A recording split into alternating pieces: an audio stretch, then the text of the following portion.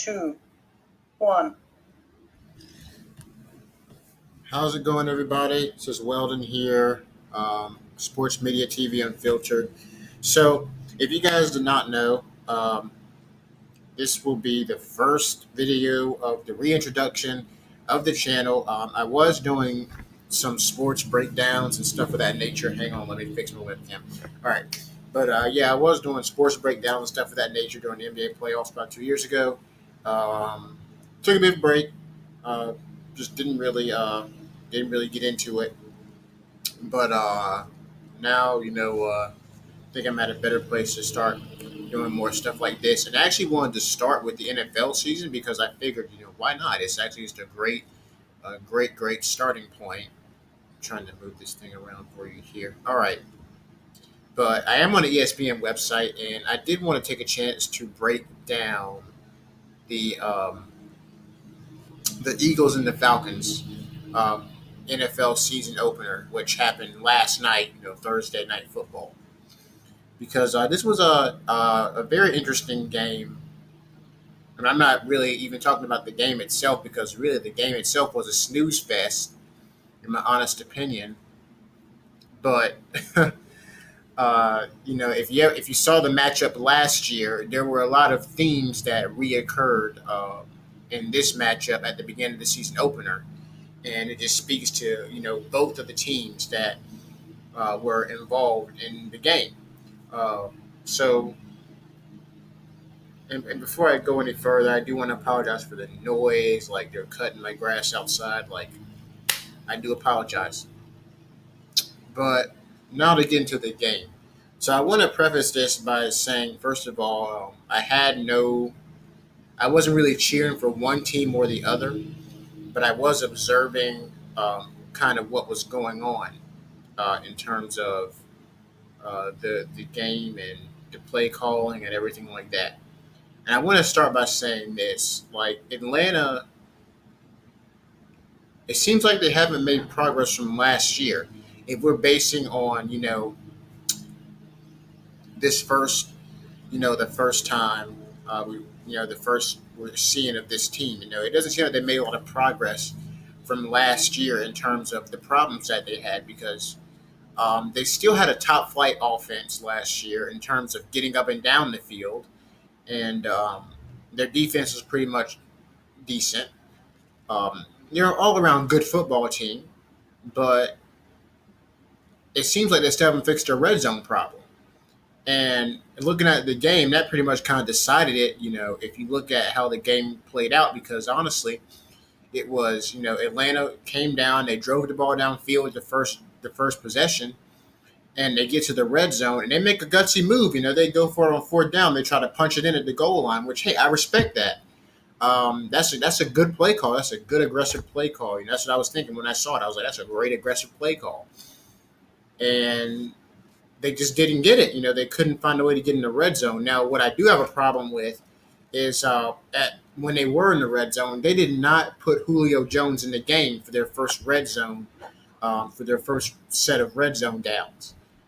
So they hand the ball off to Devontae Freeman the first time, get stuffed. They do a pass play to Devontae Freeman the second time, he drops it, and then the third time around.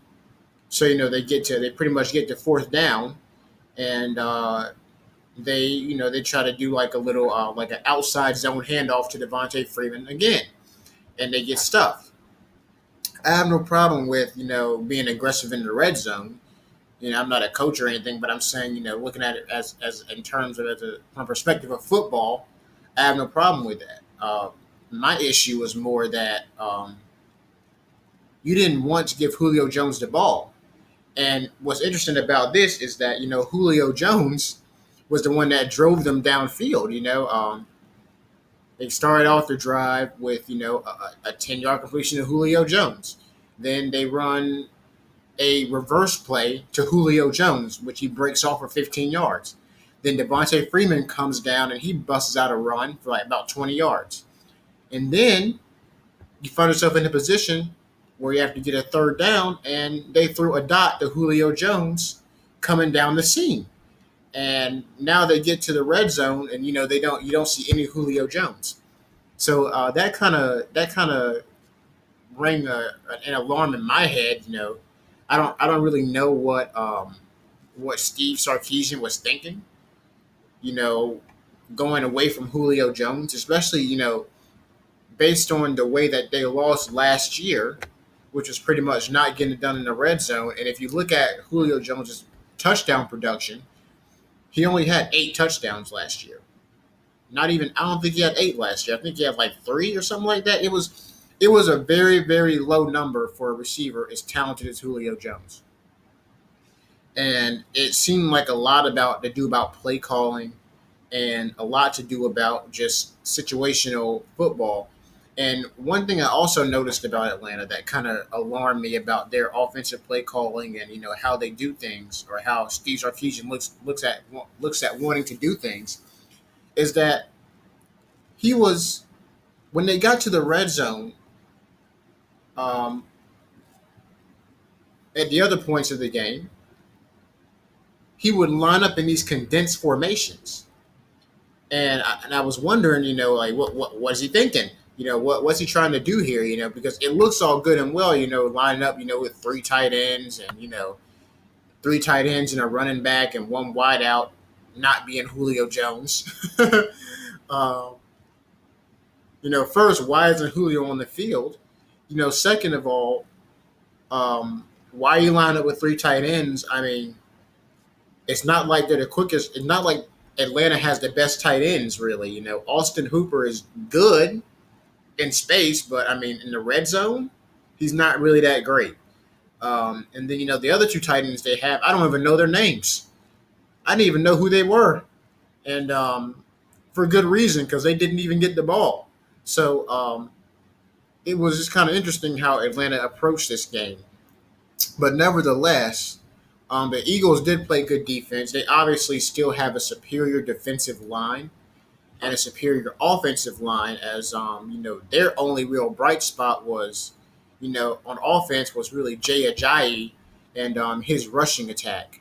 He did a really good job, I think, um, putting the ball in the end zone. Like, this was a very low scoring game. Like, this was a very, very low scoring football game. If you looked at it, by the time the second quarter came around, it was 6-3, and no team had scored a touchdown really at that point. The Philadelphia Eagles in the third quarter, I believe, they scored a touchdown via Jay Ajayi on a handoff, and then they scored another Jay Ajayi touchdown. Obviously, later on in the game, after they did that Philly special play, right around like the 40-30 yard line, something like that. So there wasn't a lot of scoring. Neither team looked particularly great offensively. Like, if we're being honest about what we saw between these two teams, and I'm not going to staple that on these two teams um, for the rest of the season, obviously, because that would be stupid. I mean, it's the first game of the season, but I just felt like in Atlanta's case, you would have seen some noticeable change in the way they approach offense, especially seeing how they lost to the Eagles last year in the playoffs, on a red zone attempt. And by the way, I will say this: there was one play at the end of the game that kind of had me scratching my head. Not necessarily because of the play call or what the players did, but because of how it was officiated.